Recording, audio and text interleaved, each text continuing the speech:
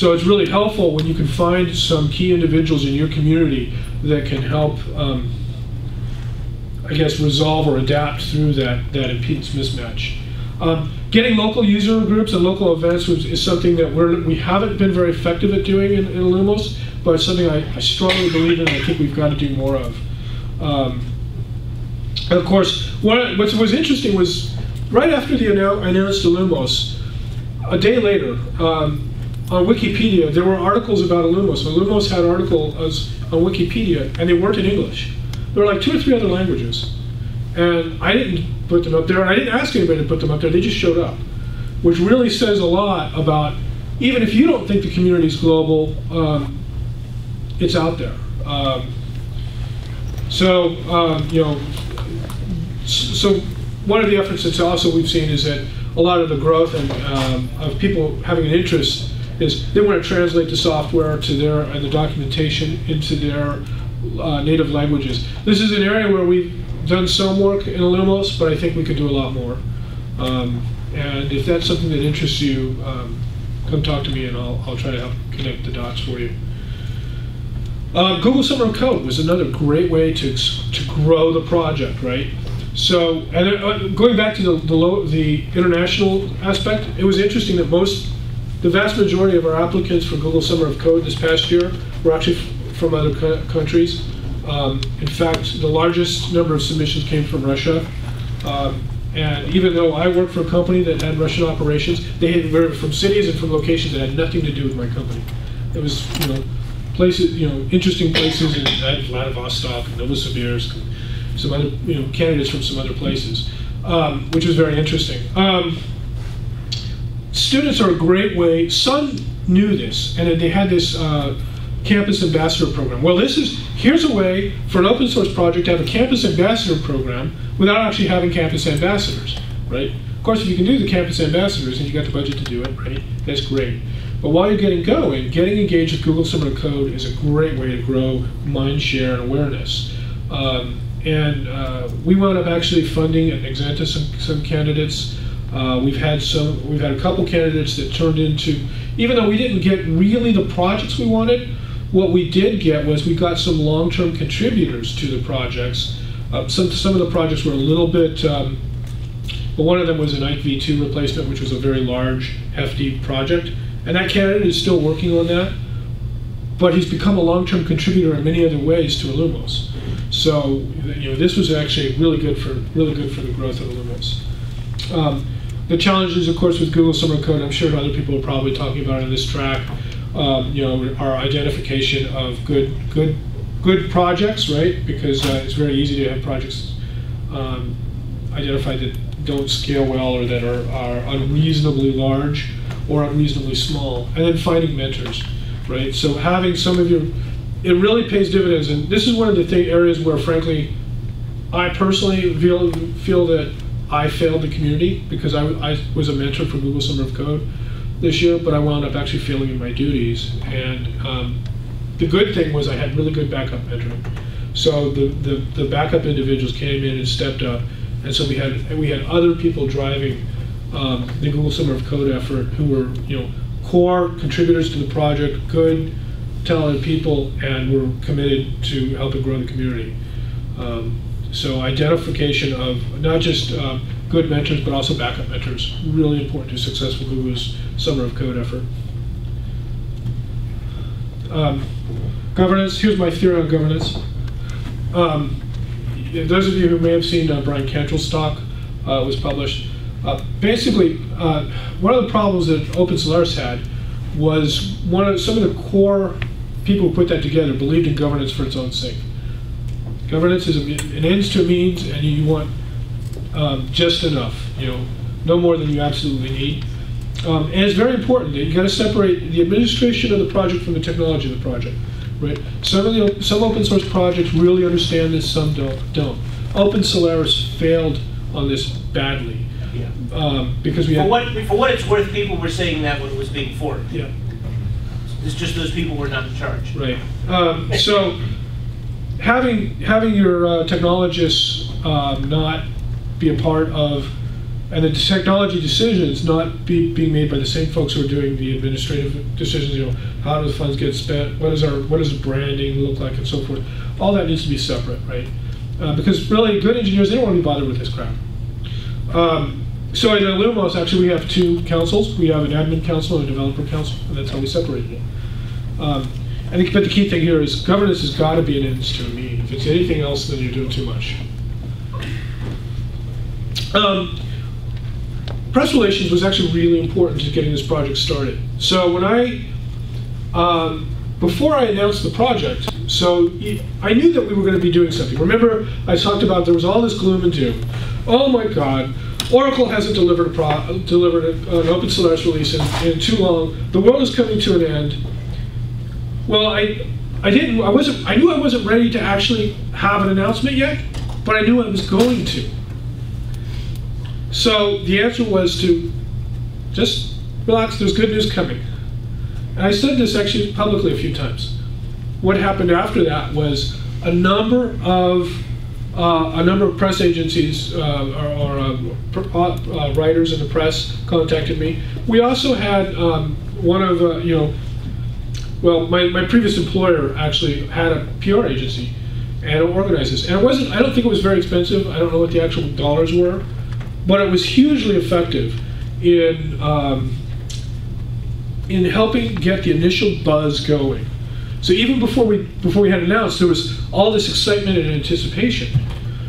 So we came out with a big bang, and that was, if you're going to come out with a big bang, that's also why you have to have code. So it was really important that those two happened together. And if you're going to start a new open source operating system project, maybe you don't announce early, but get to the point where you can actually have a big meaningful announce. And there were people inside the community who knew that I knew what we were doing. So I did talk to some people quietly behind the scenes, and so there was people working on the project, but we were basically in stealth mode, right? So just like a startup, same deal.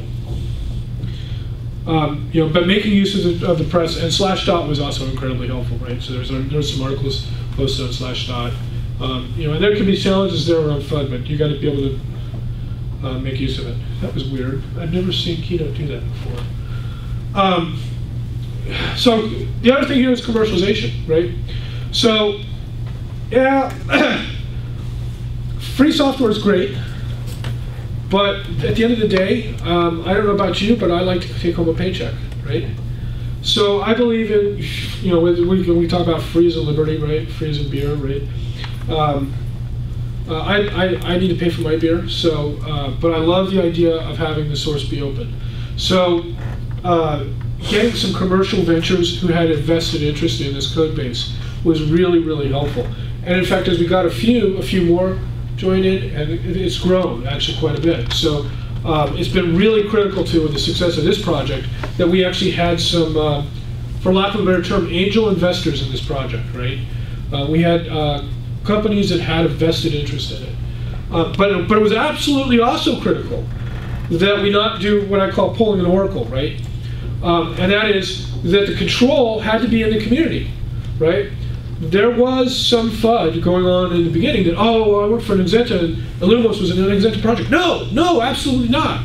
illumos was for the community, by the community. And I wore two hats, but I didn't wear them at the same time. And so I had to be extremely committed to that. And in some cases, I had some difficult conversations with my former executives about this, right?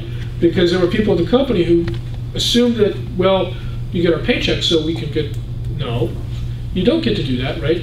This is a separate thing, right? The nice thing is that at the very top level, the CEO of my former employer was completely in favor of this approach. So it'd be good to have those conversations. If you're thinking about starting an open source operating system project or open source project at all, it would be a really good idea to have those conversations with your employer beforehand and get that separation clear. It's really, really important. So what comes out of these angel investors? Well, of course, an Exenta, and now I can look at Joyent, and there's another company, Delphix, is doing stuff, and there's a few others, Every City, and so forth.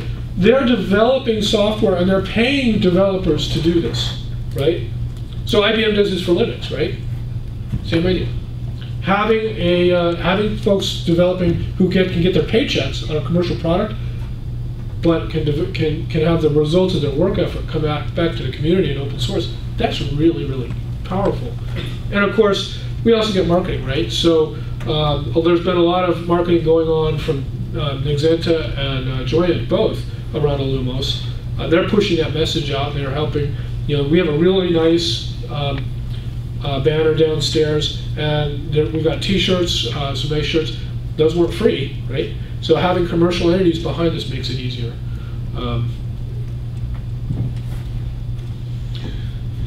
So this also takes, we're going to talk a little bit about partnerships, because partnerships are really, really key, and this is a big part of what we found. And remember that everything I'm telling you here is the result of not 10 years of experience, it's what, 17 months experience around illumos. So we're still learning this, but I think we've been pretty successful. I think we've also been pretty lucky, to be honest. The stars and the moon sort of aligned for us. But so we'll talk a little bit about each of these types of relationships here.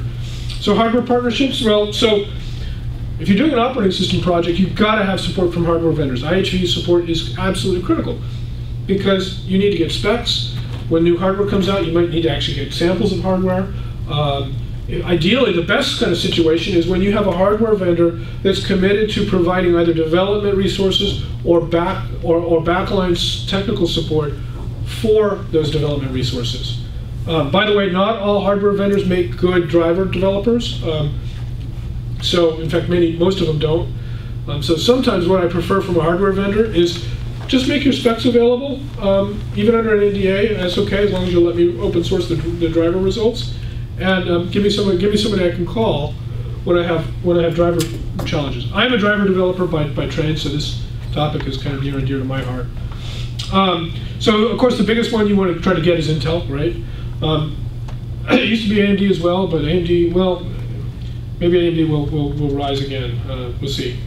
Who knows what they have in endurance. But for now, Intel is pretty critical, at least if you're doing an operating system in the same markets that we seem to be seeing illumos target. I suppose if you're doing an open source operating system for a phone, Qualcomm might be a better partner.